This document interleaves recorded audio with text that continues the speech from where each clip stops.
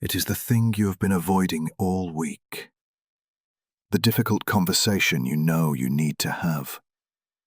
The intense workout that makes your muscles ache just thinking about it.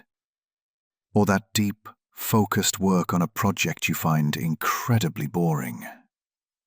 You feel a literal physical resistance in your chest the moment your mind brushes against the task. It feels like a weight, a magnetic force pulling you back into the gravity of the familiar.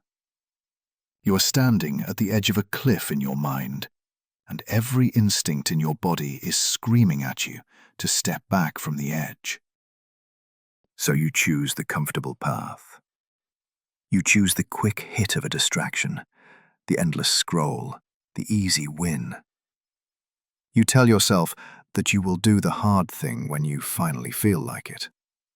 You tell yourself that you are just waiting for the right burst of inspiration or the perfect level of energy. But here is the secret the world won't tell you. That feeling never comes. Motivation is a fair weather friend. It is a flaky guest who rarely shows up to the party. By waiting for the right mood, you aren't just avoiding a task.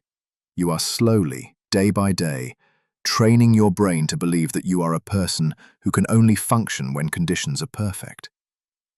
You are teaching yourself that you are fragile. You feel stuck because you have become a victim of comfort creep. Our modern world is a masterpiece of engineering, designed to remove every single bit of friction from our lives.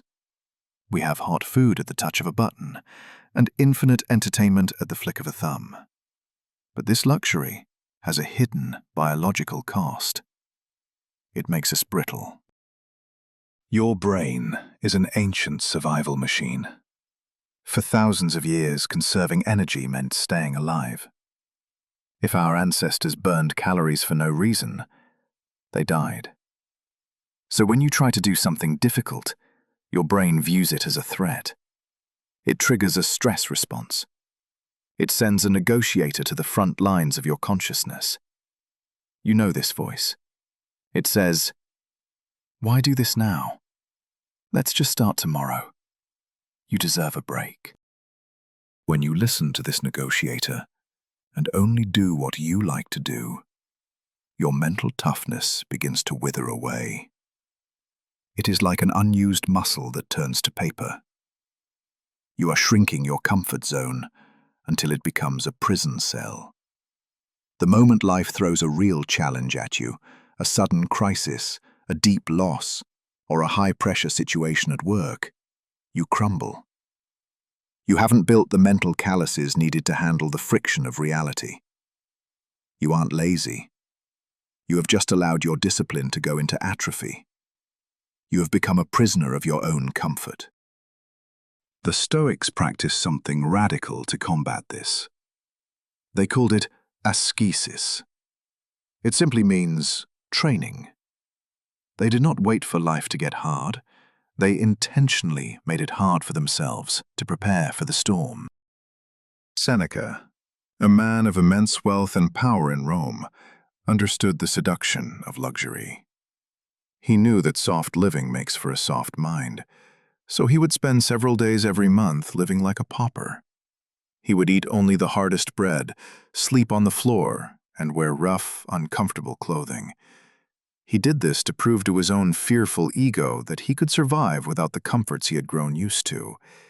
He was inoculating himself against misfortune. To a Stoic, doing things you hate isn't a form of self-punishment. It is a form of spiritual insurance. It is athletic training for the soul. Every time you do something difficult, every time you choose the cold over the warm, the hard over the easy, you are casting a vote for the person you want to become. You are telling your impulses, "I am the master here, not you." This creates a mind that is anti-fragile. Most people break under pressure. The Stoic hardens. By voluntarily exposing yourself to small doses of friction, you build an immunity to the chaos of the world. You don't do the hard thing because you want to. You do it because the person you demand to be requires it. To start building your mental calluses today and silence the negotiator in your head, I want you to execute these 3 specific disciplines. First, the identity vote. Stop looking at your to-do list as a set of chores. Look at it as a set of votes. Every time you delay a task, you are voting for the identity of a procrastinator. Every time you execute a task, despite the resistance, you are voting for the identity of a disciplined leader. When you feel the resistance, say this to yourself. I am not doing this because I feel like it. I am doing this because I am the type of person who keeps their promises to themselves. Frame it as identity, not activity. Second, eat the frog. This is an old rule, but biologically essential. Identify the one task on your list that you dread the most, the one that makes your stomach turn. Do it first. Do not check your email. Do not have your coffee. Do not negotiate with yourself. Just do it. By tackling the hardest thing at your highest energy point, you prove to your subconscious that you are stronger than your procrastination. The dopamine release you get from finishing the monster task early will fuel the rest of your day. It transforms a day of dread into a day of victory. Third, seek the friction. Once a day, do one small thing that you hate purely for the sake of discipline. Take a cold shower for 60 seconds. Walk in the rain without an umbrella. Leave your phone in the other room for an hour. Say no to a craving when you are at your hungriest. These are discipline reps. You are simulating hardship in a controlled environment. When you learn to be comfortable with being uncomfortable in the small things, the big things lose their power to break you. You become a person who can act regardless of how they feel. Discipline is the only bridge that exists between the life you have and the life you actually want. There is no shortcut. There is no hack. There is only the daily, unglamorous work of doing what is required. Stop waiting for the right feeling.